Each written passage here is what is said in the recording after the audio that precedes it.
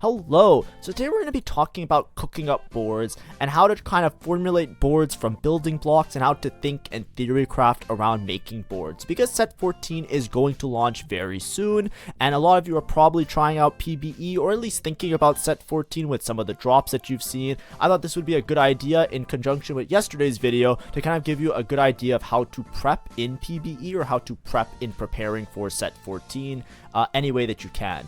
Now, before we get much further, please make sure to like and subscribe if you like my content. It does help me out as a small YouTuber or a smaller YouTuber.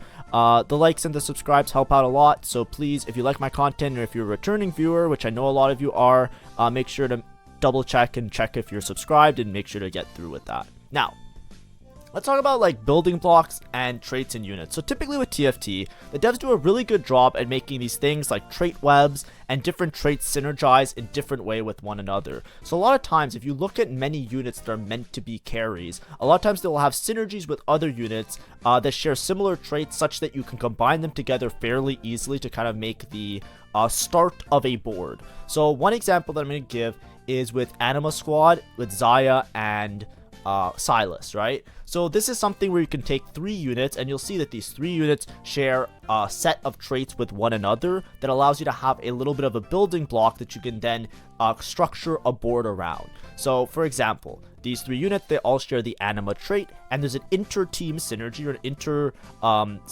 unit synergy of Vanguard as well, which is one of the frontline traits. It basically just gives you extra health shield and also durability if you make it to deeper into the Vanguard trait. So the idea is that a lot of these traits, especially the main traits, so the ones that have really deep verticals where most of the units share the traits, there's going to be overlap with some of the synergies that gives you a good structure or starting point in order to cook up a board. So when you think about Xayah, a lot of times there's different ways to build around the board.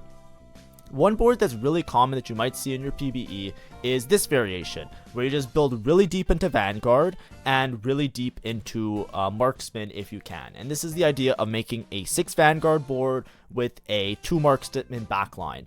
You have the inter-team synergy of Anima Squad, as we showed before, but also with the Vanguard units, you also share the synergy of Golden Ox, which can buff your Aphelios, which in the backline is a Marksman as well. You also get the bonus of playing Divinicorp. Whenever you're playing any sort of synergy, if a Divinicorp unit shares one of those synergies, a lot of times it's just beneficial to play them because they give a team-wide buff. So in this case, because we're playing Vanguards, Rost will give extra armor to everybody as well as synergize with the Vanguard frontline. So, you might look at this board and you might say, okay, that's really common. A lot of boards like these show up very often, and especially early in the metas and early in like discovering boards. The reason is that they're often very successful because you play really deep into a certain frontline trait.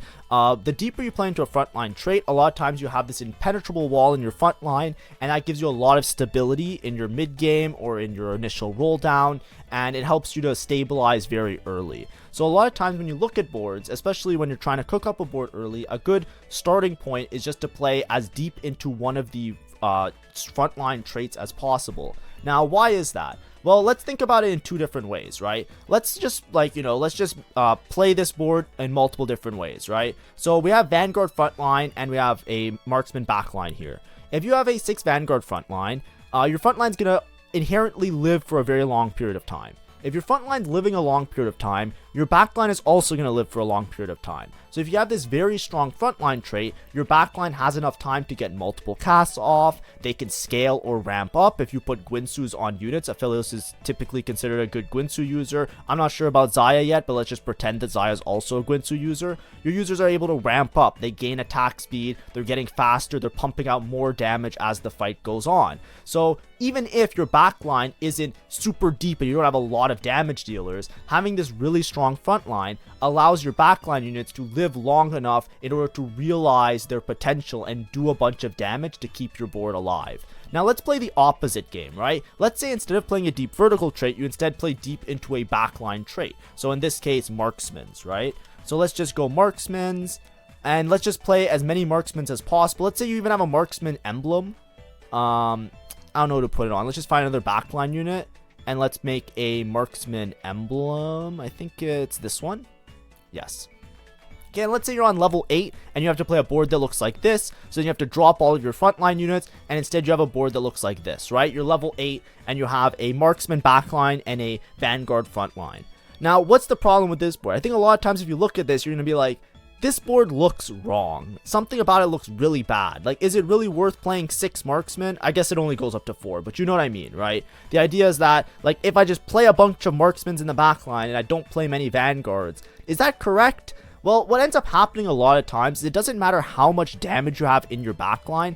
These backline units aren't inherently tanky. They don't have tank stats. So a lot of times, they're going to die very easily if they get targeted. They're not going to live very long. So it doesn't matter how much damage you have. A lot of times, because you have such little frontline, your frontline dies and you're immediately going to start losing your damage dealers, and then it snowballs and falls out of favor really fast. That's something that typically happens when you're playing around these type of boards. So then there's a more balanced approach, of course, where you play some vanguards and a balance of like frontline and backline, where you do something like this, right? Where you're just going to say to yourself, okay, I'll play, you know, 4 vanguard frontline and 4 marksman backline. So now I have a good amount of damage in my backline. I have 4 damage dealers and I have 4 tank units, right? These are the type of things where we don't know exactly which one is going to be the best one, because a lot of it comes down to the quality of the units as well. But essentially, you're often better off with a really strong frontline, especially early when you're trying to come up with a board, like, you know, early in a meta or early in a set. Maybe it's like your first couple days of ranked and you don't have much experience with a patch. A lot of times, a deeper vertical frontline is going to help you because it inherently allows your backline to live longer. If you have a weaker frontline, a lot of times you're at the mercy of, does your frontline live long enough for my backline units to get cast off? Now, maybe this isn't the best example because we're talking about Xayah and Aphelios. They often pump out damage pretty easily, but this matters a lot with certain units. Like, look at MF, for example.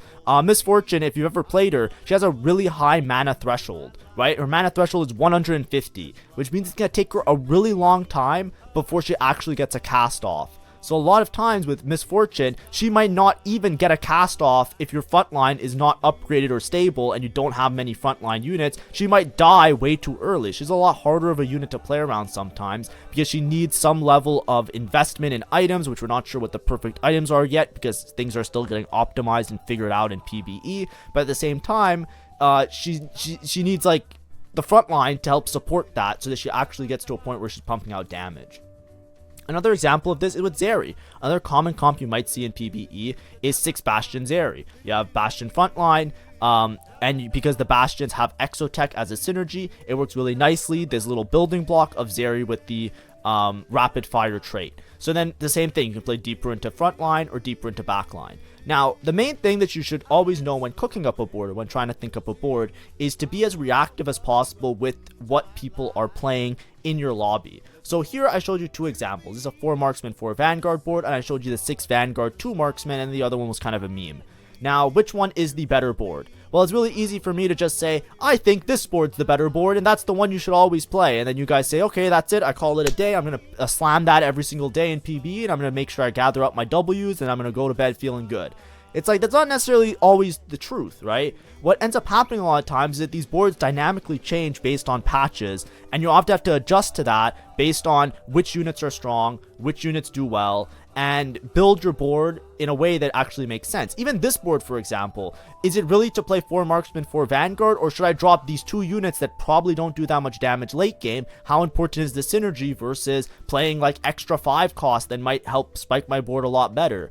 And the truth of the matter is, I don't know. Nobody knows until you have like 100 games on the patch. And you know, there's a new patch every single day in PBE. So I guarantee you, nobody really knows what's going on. Because by tomorrow, it might be completely outdated knowledge because things might completely change and the optimizations might be completely different.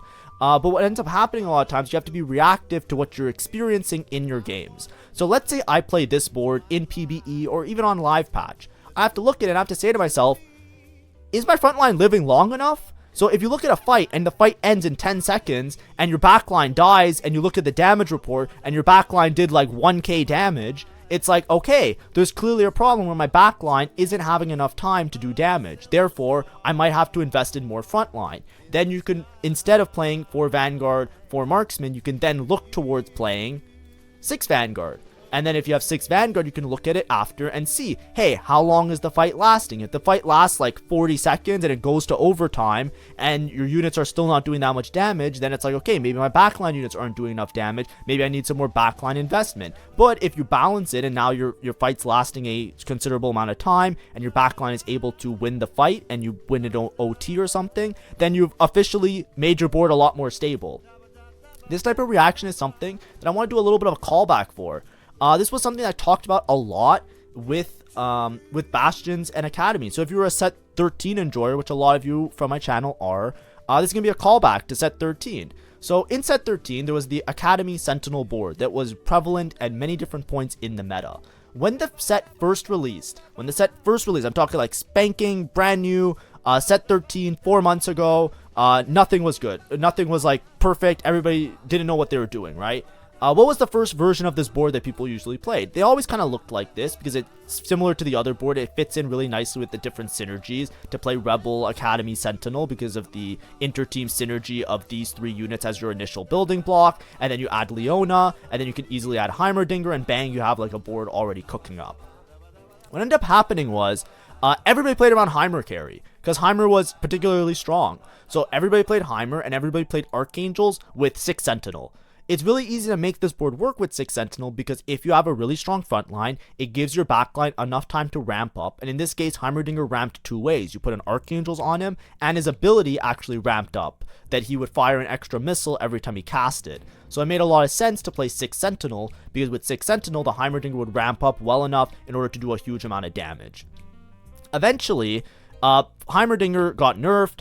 Things didn't work out as well, and then people stopped playing around 6 Sentinel. A lot of times people dropped the 6 Sentinel and instead started playing boards that played deeper into Academy, and they played around Corki Ezreal, and they would play a board like this. And what you're doing is you're saying to yourself, I'd rather have less frontline because my backline, even if I ramped up, like what would happen is you'd play 6 Sentinel with Heimerdinger, the fight you would still lose it. It would last forever, but the Heimerdinger would never realize doing enough damage to make it worthwhile, and it was really hard to cap that board. So a lot of times what you did is you said, I'm just going to add more damage dealers. Corki got buffs, Ezreal got buffs, Jace was pretty good, so a lot of times you played it with AD, and you kind of forgot about the whole scaling Heimerdinger. You're like, hey, if he scales, I'll just play him on the board for the synergies. And instead you played a board like this that played around 4 Sentinel. This was something that became a lot more favorable as the set went on, and this is something that I expect to see with set 14 as well. You might be experiencing this in PBE yourself. Very early in the PBE cycles, everybody was playing around 6 Vanguard, everybody was playing around 6 Bastion. Nowadays, if you queue into PBE, a lot of times people are not playing 6 Vanguard anymore. Instead, they are playing around 4 Marksmen, right? They're instead playing around like Kindred with a Jhin to kind of add more damage to play deeper into this Marksman trait.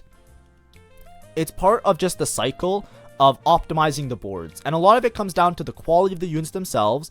And you might see certain patches make one version of a comp better than another version, but when you're cooking up a comp, the main thing that you should always think about, what part of this whole lesson, the reason I'm talking about it so much, is that you have to be able to analyze during a game which board is better, or also look at it in post summary and figure out, hey, if I lost this game, was I losing the rounds because my front line wasn't good enough, or was I losing the round because I didn't have enough backline damage? A lot of times the safer option, even with Academy up until the end patches of the game, one of the safer options was to just play around 6 Sentinel, right? The 6 Sentinel variations often were very stable because you're basically posing a DPS check. What you're saying is, hey, if you don't have enough DPS to kill my board's going to live long enough for my backline to do damage. So if boards aren't optimized and there are people figuring out their boards early on in the game and everybody's kind of lost, it benefits you a lot to play around a deep vertical front line. That's why a lot of these boards might be really easy to figure out, and you might see them very often in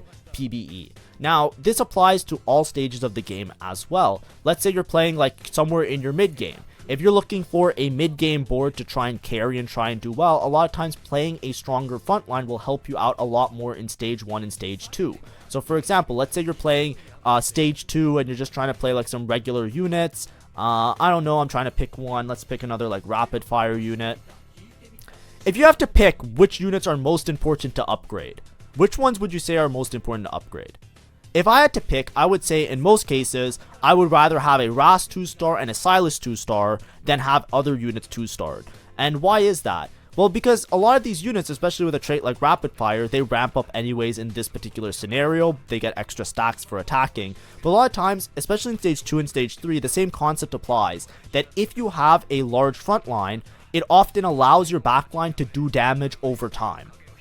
It's a lot better to have an upgraded front line if you're trying to streak on Stage 2 or streak on Stage 3. A lot of times an upgraded front line or playing more into frontline synergies helps you out a lot more in these early game rounds. This is how you kind of can cook up your mid game boards to eventually transition into late game. If I had an option of playing Kindred Kog'Maw and then let's say like, later I have, the opportunity to play this board on level 6, which would I rather play? This board on level 6? Or would it be better to play something like this board on level 6? And the chances are you're probably going to look at it and you're be like, well, yeah, it's obviously play the one with more frontline. Because if your frontline lives longer, your backline will also live longer. But if your frontline dies instantly, then your backline is immediately going to be at the mercy of basically just getting targeted and picked off one by one, because they're not particularly tanky units in the backline.